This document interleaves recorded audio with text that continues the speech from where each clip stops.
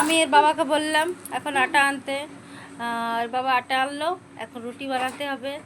আর আটা মাখবো, রুটি বানাবো। আর দেখি কি কি তরকারি এনেছি, যেই তরকারি ভালো লাগবে ওই তরকারি ভাজা বানাবো, না তো তরকারি বানাবো। দেখি কি বানানো যায়, কি বানাবো।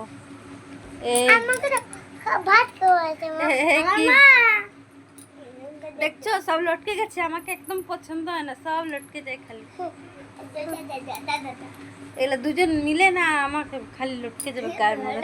ভালো লাগছে না, এখন বানাতে হবে। ভাগ করিস না, এমনি বদমাশি করে না। যা বসো, পড়াশোনা করবে যাও। হ্যাঁ তো টিউশনি দেখো আমার হাজব্যান্ড কিছু বলে না, আমি কি বলবো, আমার বর কিছু বলতে চায় না, কি বলবো আমরা।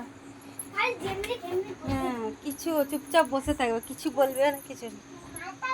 হ্যাঁ এইখানে আমাদের দুয়ার। আর এই যে আমাদের ঘর তো তুমি দেখেছো, যে ঠাকুর যতটুকু আছে, ঘর ঘর বড় হোক আর ছোট হোক, ঘর ঘর বলো। চলো নমস্কার, রাখছি মিনি ব্লগ।